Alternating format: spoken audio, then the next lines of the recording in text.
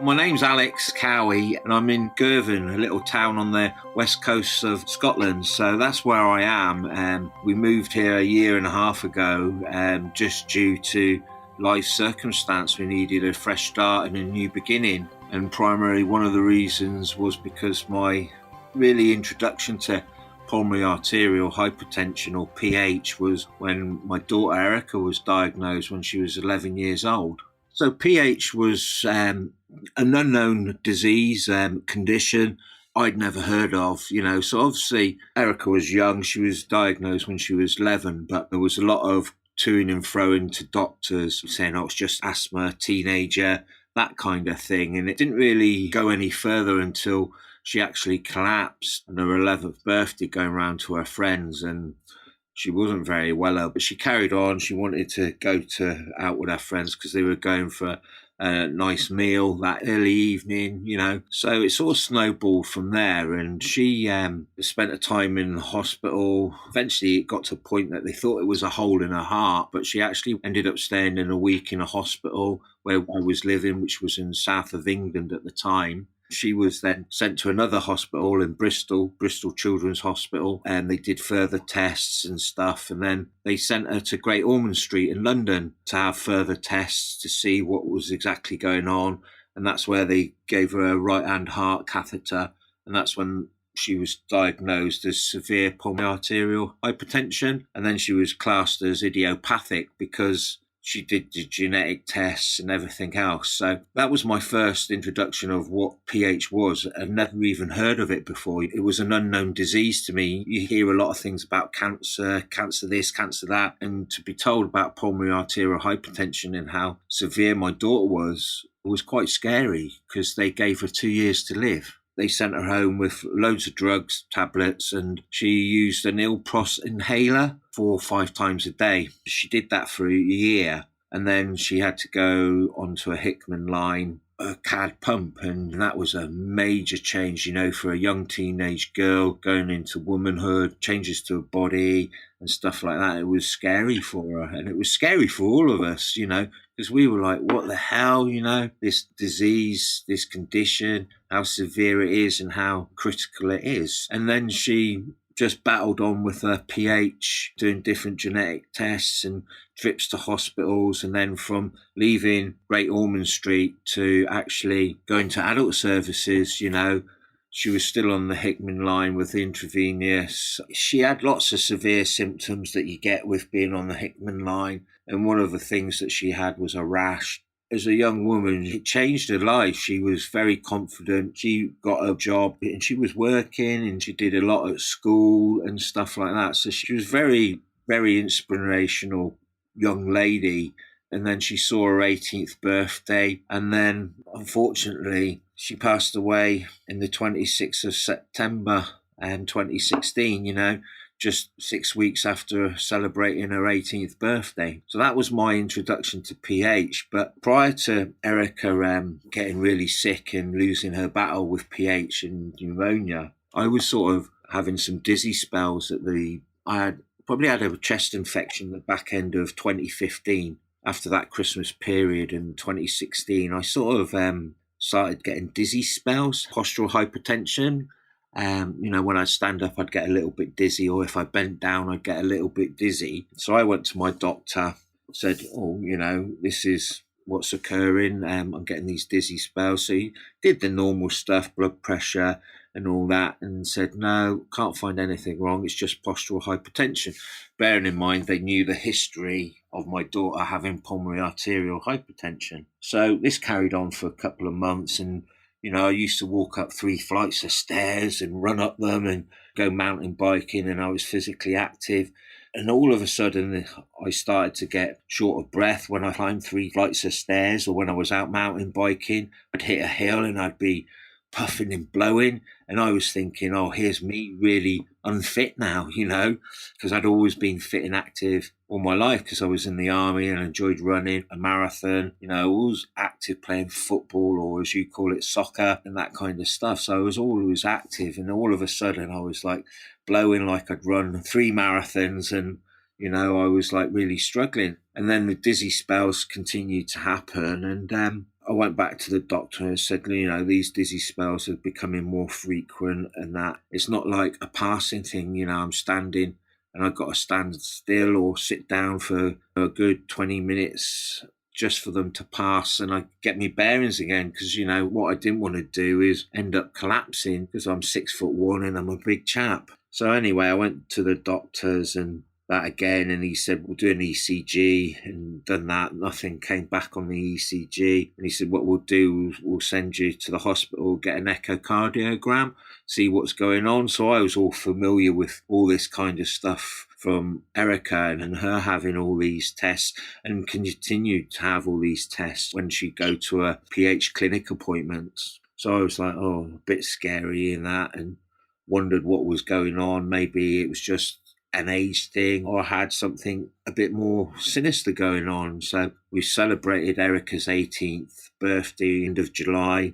And then a couple of weeks after that, I was going to go on annual leave from work, a couple of weeks off, go away, catch up with friends and family and stuff like that. And then one evening I went upstairs to pick up the cat litter trays, just so I could empty them and clean them out so they had fresh cat litter. And as I was walking down the stairs, I sort of got a bit dizzy. So all I did was stand there holding the 2 cat litter trays and holding them and normally waiting for the dizzy spell to pass. Unfortunately, the dizzy spell didn't pass. And I woke up in a heap in the bottom of the stairs covered in cat litter thinking, what the hell happened? And realised that I passed out. And luckily I hadn't broken anything, maybe a few little bumps and bruises. So what I did is I cleaned up the cat litter, and then I texted my other half saying, look, I'm not feeling very well, I've just passed out, I'm going to go to bed and sleep it off and arrange to see the doctor in the morning. She texted me back saying, no, you're bloody not, you're going to go to A&E and get checked out. So I went to A&E, got checked out, and they just did some normal tests, blood pressure, stuff like that. I said it was an ongoing thing because it was postural hypertension. They said, okay, well, what we'll do is we'll just do a quick ECG to make sure there's nothing sinister going on, and then we'll let you go home. So they did the ECG, and it came back a little bit abnormal. And they said, unfortunately, we're going to have to keep you in. We're not sure why, but there's something going on, so we'd like to do some further tests. So I went, okay. So I told my partner, Joe, and let my daughter know that I was being admitted to the hospital. And they all come and saw me the next day. And I was in there for about 3 or 4 days waiting for further tests. So I had an echocardiogram, lots of ECGs, lots of bloods. And then they said, what we're going to do is we're going to refer you to some further tests because of the history of Erika having idiopathic pulmonary arterial hypertension. They just wanted to run a few more tests. And they came back and they said, actually, you've got pulmonary arterial hypertension at the age of 46. And they classed mine as hereditary pulmonary arterial hypertension because my daughter had it. And prior to that, there was no symptoms or link between us having pulmonary arterial hypertension. And that was in August the 18th, 2016, I was diagnosed. Funny how you remember dates. And then 6 weeks after me being diagnosed, Erika lost her battle with pulmonary hypertension. Looking back now, it's like not really having that revelation of this could be PH. I think it was because, I've always been fit and active. I was in the army for 8 years and there was no sign of PH for 46 years in my body. How crazy is that? I've got this rare disease, but it didn't manifest itself for 46 odd years. That was the head thing, I think, that I struggled with a little bit to begin with. But because it was so rare, it was like, the doctors weren't sort of saying, I've got it. They weren't sure. They was obviously thinking maybe it might be PH, but because what's the statistics? 1 in a million people get PH, what they say. So my daughter had a PH, so she was that 1 in that million. I was the second 1 in that million to get PH. So that was a bit of a strange thing to happen, that all of a sudden this disease had manifested itself within me. But when I was diagnosed, it was like, okay, I've got PH. And Erika was with me, with Joe, my partner. But prior to him actually telling me that we had it and they'd come into the room to say, Erika turned around and said to me, "Dad, wouldn't it be funny if you got diagnosed with PH?" And we both laughed, because it's such a rare disease. So we both had a good laugh about that. And then 10, 15 minutes later, the doctor come in, Dr. J, and he said, "Oh, right, Mr. Cowie, sorry to say you've got pulmonary arterial hypertension." The initial reaction was me and my daughter just laughed and went, "Okay, it's not the end of the world. We'll just fight it together." We've put up this united front, me and her, to fight this disease and do as much as we can to have a normal life, if that makes sense, Now I think I've got this disease, but the disease doesn't define me as a person. It's just I've got this disease and it's challenging. It does make your life limited, but you can work around it. And that's what I found over these last few years, that it doesn't define me as a person. I know I've got it, so I have to do things differently and do things that I can do without falling back into the trap saying, "I used to do this, I used to do that." But that's all in the past. I can't change the past now. I can only do what's in front of me. That's, I think, a good thing in a way for me, focusing on the now and not looking back. I think when I first was diagnosed, it's like, can't do this, can't do that anymore, because I'd be knackered and plus it could kill me. I can't go mountain biking up in mountains and hills and that like I used to.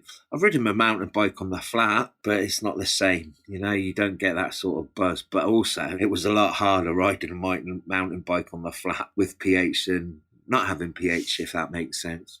The reason I got involved in clinical trials, I think it was because my daughter, there isn't a cure as such for PH. There's only drugs that can stabilise it or slow it down. So my daughter never had that opportunity to survive PH or have drugs that enabled her condition to improve or for her to improve. And I think for me was because it's such a rare disease and there's not many people with PH, is that the more clinical trials that I can be involved in, the more data that may help somebody else's daughter or somebody else's son or just somebody further along the line when they get diagnosed with PH.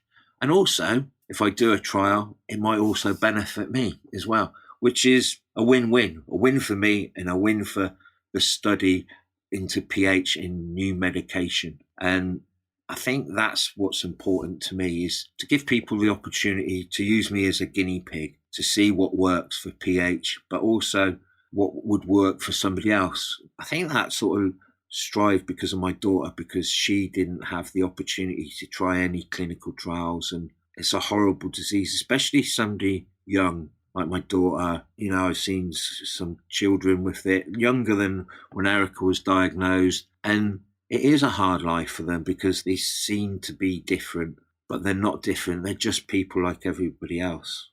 I think the only thing I can think of really is parting wisdom is you may have this disease, the person you're caring for may have this disease, but it's not the end of the world. It shouldn't define you. And life is to be lived whether you've got PH or you haven't got PH. I guess you've got to live your life, and I think family's important. Spend time with those that you love and care about and want to be with, friends, family. That's important. And I think we get caught up in the world too much of looking for money or trying to have that normal life, when actually the closest things that are more important to you are you, your family, and making those memories with those people, I think. And I think the biggest thing you can do is go and enjoy your life and live it. Live it to the full, live it to the max, whether you have PH or not. I think it's just about enjoying it and making those memories with people. So when you're not here, they have those memories of you, just like I have these memories of my daughter, if that makes sense, My name is Alex Cowie, and I'm aware that I am rare, but also I'm a PH fighter. So there you go.